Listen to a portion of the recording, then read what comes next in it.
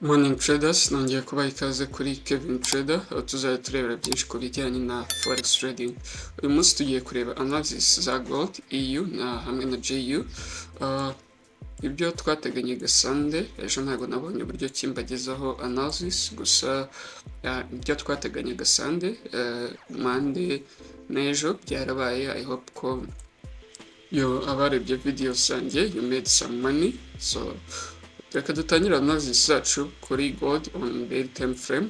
Ubona ko iri very bullish, ikamanuka for correction, ubu ngubu ikaba yongeye gusubira muri uptrend. So ikindi nakongera kubibutsa ko tugomba kwitegura some bullish side kuri Gold, kuko na Canada yatangaje ko yashyize 25 ku misoro, nako 25 y'umusoro ku bicuruzwa byinjiraga muri Canada bivuye muri Amerika, aho Amerika ariyo yabanje gukora ibyo ngibyo. So nari nababwiye ko effect ishobora kugira kuri USD cyangwa se ku idolari ari uko rishobora kuba weak, kuko ntabwo Canada itibasha kwihaza kuri products zaturukaga muri Canada, Mexico na China, aho twari twabonye ko Mexico yoherezaga imbuto muri Amerika, China ikohereza amachips ajya muri electronic device nk'amatelefone n'ibindi, aho Canada twabonaga ko yohereza ibikomoka kuri petrol. So which means ko Amerika itahita ibasha kwihaza kuri ibyo bintu byose, cyangwa se industries zabo ngo zibashe kwihaza kuri izo product batumizaga hanze. So we can expect some bullish side kuri Gold n'izindi currency zijyanye na USD. Gusa you also have to be careful, kuko market ishobora kuba iri very volatile, kuko izi mpinduka ziri kugenda ziba niko zigenda zafecta n'isoko. So let's wait and see opportunities we can take. Ibi byose bigenda bibaho, akenshi bidufasha kubona good setup cyangwa se na good momentum, cyangwa se Gold ikaba very bullish, tukaba twajyana nayo muri bullish side. So reka duhere kuri Gold. Uje ukareba ahangaha urabona ko market yacu ariho ya creating support, which means ko hari very strong support, aho market yaje testing no support yacu on Friday ikaba rejected, ikaba yakomeje hejuru. So nari nababwiye ko kandi yo kuwa mbere, abarebye video ya Sunday nabahaye, nari nababwiye ko iyi kandi yo kuwa mbere ishobora kuza kumanuka creating a week, yamanura creating a week ikahita flippinga igakomeza hejuru. So urabona ko ariko byagenze, kandi yo kuwa mbere yaramanutse creating a week itibona gukomeza hejuru. So I hope ko hari ababashije kuyifata na bakoreye amafaranga, kuko nari nabasobanuriye neza. So waza ukareba ahangaha ukabona ko hari strong resistance, kandi uyu munsi rero nk'uko mubibona yamanutse creating a week, ishobora kuza guflippinga ikaba yaza kuzuza ino zone yacu. So hari high chance ko turi bubone some bullish side kuri Gold no munsi, nk'ibisanzwe to marking highs na lows za current candle, cyangwa se lower price y'uyu munsi tuyihindure purple line, marking na high price y'uyu munsi. So icyo bidufasha kumenya trading zone y'uyu munsi aho iherereye, cyangwa se isoko ryacu riri tradinga. Uje ukareba n'ahangaha yabaye rejected, it's almost half candle iyi bullish candle y'ejo yo kuwa kabiri. Kadushyireho green box nk'ibisanzwe, tunabwiye ko buri gihe tumakinga half candle ijya kwegerana na current market. Icyo bidufasha kenshi market yongeye ikagera ikora reaction, n'imbere muri uptrend igasubira hejuru, cyangwa se n'imbere muri downtrend yari izamutse gato isubira hasi. So akenshi iyo ugiye no kuri 4-hour time frame usanga iri strong support cyangwa se resistance. So twihuse wenda naha dushyiremo akandi ka resistance gato, nubwo itari very strong, katuyishyiraho tuyihindure yellow line, ubundi tujye muri 4 hours turebe dufite iki. So muri 4 hours katurebe market kidufitiye. So urabona ko muri 4 hours yari iri kujya muri uptrend aho yamanutse for correction ihita ikomeza hejuru. So uyu munsi uje ukareba kuri current market condition naho twavuga ko yamanutse for correction, which means ko iyi candle y'uyu munsi cyangwa se iyi 4 hours ibura isaha imwe ngo ifunge, ishobora gufunga iri bullish. Next candle ikamanuka for creating a week, niyo itagera kuri iyi support yacu yamara gucreating a week ikahita ijya hejuru kugira ngo ize gufiringa ino zone yacu. So which means ko tugomba kwizera some bullish side, kuko urabona ko naho hari some clean candles nubwo hari twa rejection igeze aha ngaha niho washyira break even, so ugakomeza kumva. Kuri gold turizera ko iri bukomeze kuba bullish, ahubwo reka tugiye muri 1 hour turebeho yifashe bite. So muri 1 hour reka reka ndebe gato adjusting no resistance yacu zaha iyo sibe zone yacu muri 1 hour. Turebe nuko adjusting no katishyira aha niyi adjusting ahangaha. So muri 1 hour urabona ko no trading zone yacu cyangwa se aho market iri muri range market na ahangaha. Reka tuhashyire white box byerekana ko ari no trading zone. Ubundi tujye muri 30 minutes turebe bimeze bite, nize opportunities dushobora kubona. So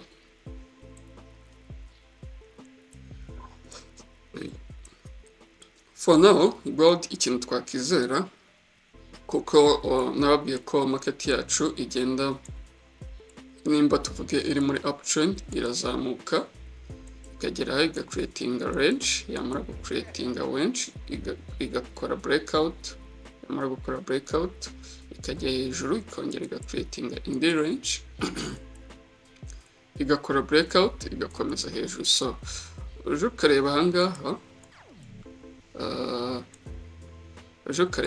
market yacu ukuntu yari irimo igenda, yaje tuvuge iyi ni range creating a range, kuko iyi urabona ko ari range yacu. Range ikora breakout, ahangaha niho yakoreye breakout ikomeza hejuru is creating indi range,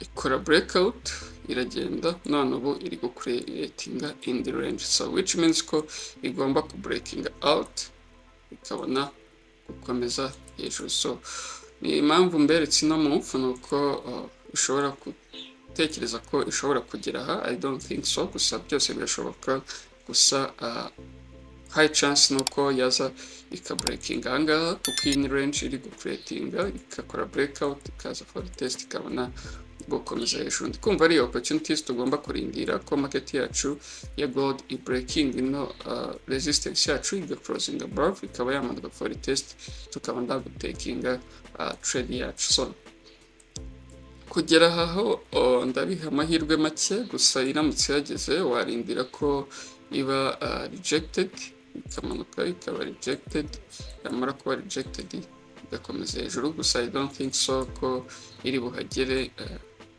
ntabwo iri bupfe kuhagera. I don't think so. So kuri selling there is no option on selling gold, just focus on buying. Iramutse igeze ahita breaking above cyangwa se ikaba yamanuka hasi igatestinga ino support yacu. Dukumva kuri gold ari ibyo twakitegura. Reka tujye kuri euro USD turebe ko byifashe bite, turebe nize opportunities uno munsi dushobora kubona kuri euro USD. So turebe muri daily time frame, turebe n'iki dufite kuri daily time frame. So euro USD nababwiraga ko kuri big picture cyangwa se urebe kuri iyi zone yacu, urabona ko market yacu ari iri muri downtrend, aho yaje ku breaking ino trend line yacu iga crossing above, yamara ku crossing above ikamanuka for test ikabona gukomeza hejuru. Nayo nababwiye kugira ngo twizere ko market yacu igiye kurivasinga cyangwa se igiye gusubira muri uptrend, nuko iza breaking ino strong resistance yacu. Urabona ko ejo kandi y'ejo yayiburekinze, iburekinga iri na very strong candle cyangwa se candle nini iri bullish, which means ko aba buyers bafite ingufu. So yaraburekinze, ikadushyiraho green box twerekana ko market anytime yahagera yaba rejected igasubira muri buying side. So guys, mujye mu paying attention ahantu shushanya green box cyangwa se nshyira green box, biba bivuze ko market nihagera iri bwongere igasubira muri buying side, cyangwa se nimba ashyizeho red box ni ukuvuga ngo nimba market yari iri muri down trend ikongera ikazamukaho gake, nigera hahandi nashyize red box haba hari high chance ko yongera ikasubira hasi. Kandi ntabwo ari ukuvuga ngo mpfa kubashyiraho green box mujya mubibona, ni uko haba hari strong resistance cyangwa se strong support. Kenshi muzabicunge, market ihageze ikora reaction igasubira igakora ibyo nababwira. So you have to pay attention, ugakurikirana this, kuko abashaka kwiga forex niza analysis nkora ngerageza kubyoroshya nkabisobanura mu magambo make, ari ukoresha support and resistance strategy, yakiga uko nkoresha nca support akiga biroroshye. So now dushyiraho purple line to marking highs and lows za current candle. Urahabona ko ahangaha kuri support yacu ariho market yacu y'uyu munsi yaje, ino candle y'uyu munsi yaje ikaba rejected, ikaba iri gukomeza hejuru. So tumaking na half candle y'iyi candle y'ejo, ndakekamo half ko ari ahangaha mba ntibeshye, tuyihindure yellow line, naho dushyireho green box byerekana ko market anytime yahagaruka yaba rejected igasubira hejuru. So turebe iramutse breakinze no resistance yacu, next resistance yaba iri he? Next resistance yaba iri ahangaha, indi ikaba aha. So reka twigire muri 4 hours turebe aho byifashe bite. So urebeye muri 4 hours urabona ko market yacu yari yarananiwe ku breakinga ino range yacu, ubona ko ari ni range nini cyane. So uyu munsi yakoze breakout, which means ko dushobora kwizera some bullish side kuri EU, irabiri very bullish kuko ino zone ni zone yari imazemo amezi menshi cyane, guhera November umwaka ushize kugeza uyu munsi iri muri iyi range kuri 4 hours. So none ikaba yakoze breakout, which means ko tugomba kwizera some very bullish side kuri EU, ikaba yagira nka cyangwa se ahangaha. So urabona ko kuri current market yacu ubu ngubu wavuga ko isitinze muri iyi zone. So we are going to see bullish side kuri EU. Yeah. Reka tujye muri 1 hour turebe, tumaze ndebe nimba hari aho twaka adjusting support yacu na resistance. Yeah, so I think kuri daily time frame cyakoze reka tuyishyiraho, niyo izindi ndabona ziri kure, reka tushyireho iriya gusa, ubundi tujye muri 1 hour turebe byifashe bite.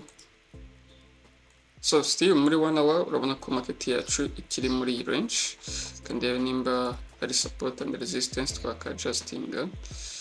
Turebe ahangaha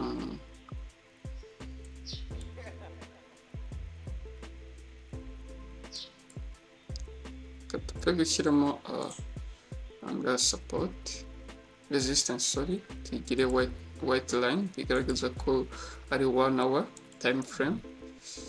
So ubundi tujye muri 30 minutes turebe nizo opportunities dushobora kubona kuri EU.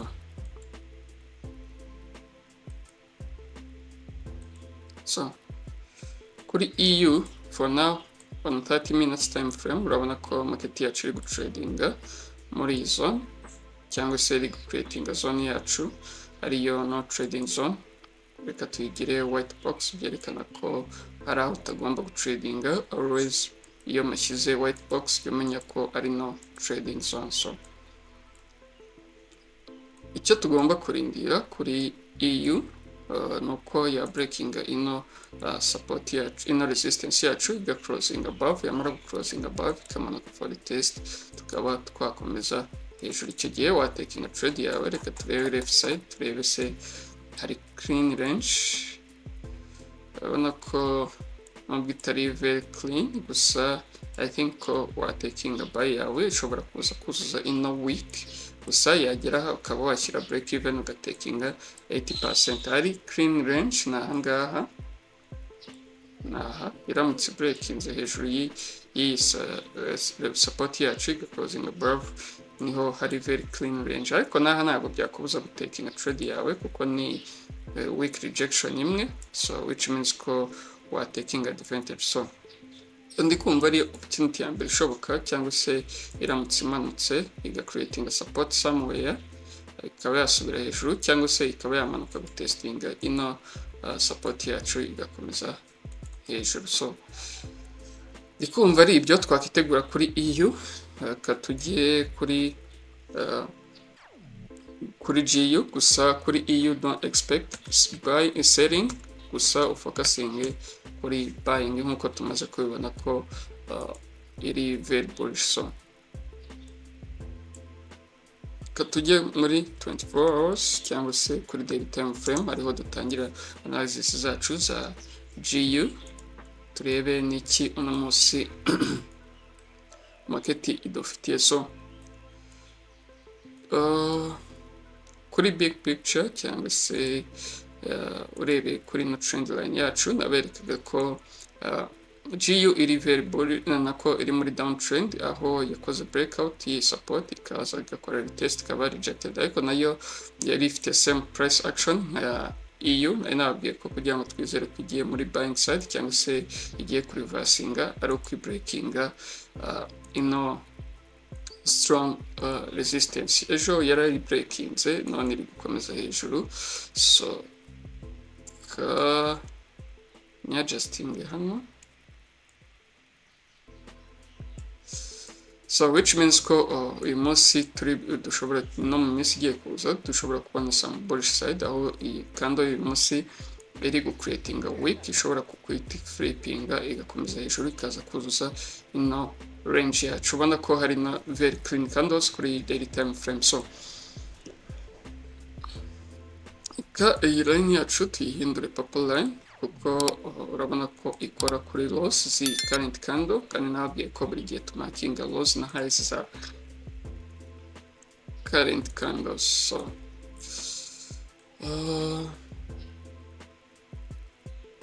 tuze tumakinge na half candle iyi nini candle yacu.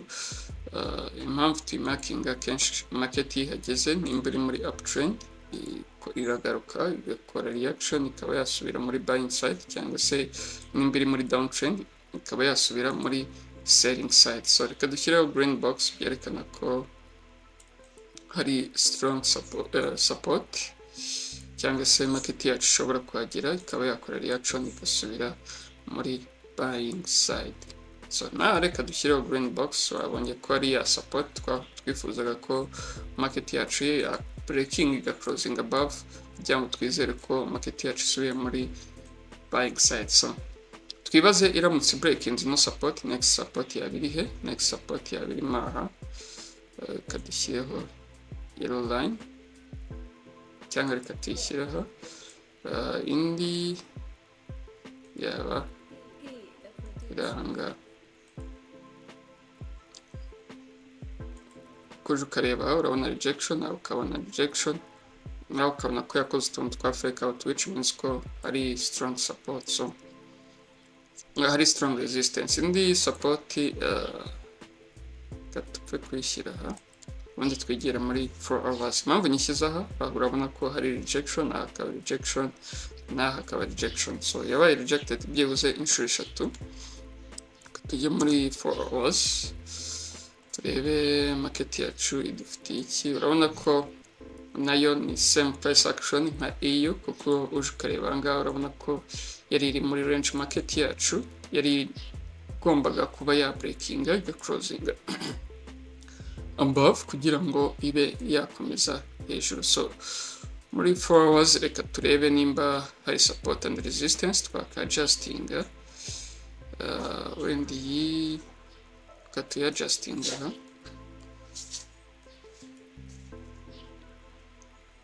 tuze turebe naha ni tuya adjusting kuri izi rejection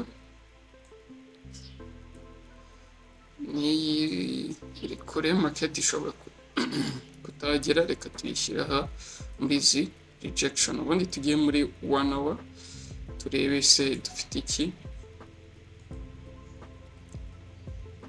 Muri 4 hours urabona ko market yacu iri gutradinga muri izo cyangwa se iri muri range market. Reka tujye muri 1 hour turebe hose byifashe bite.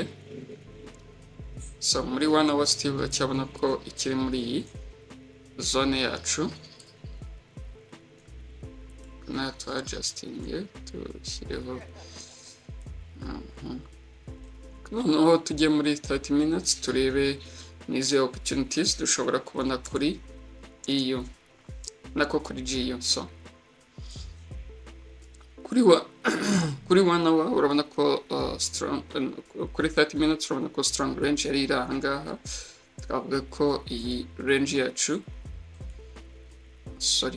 twavuga ko iyi yose yari range yacu kuri 30 minutes aho yakoze breakout, yamara gukora breakout ikaba iri gucreatinga indi range. So which means ko turindiriye ko yongera gukora indi breakout kugira ngo tuhite taking a chance ya buy. So which means ko iyi ariyo no trading zone yacu cyangwa se range iri kuba created on 30 minutes time frame, which means ko tugomba kurindira ko market yacu ya breakinga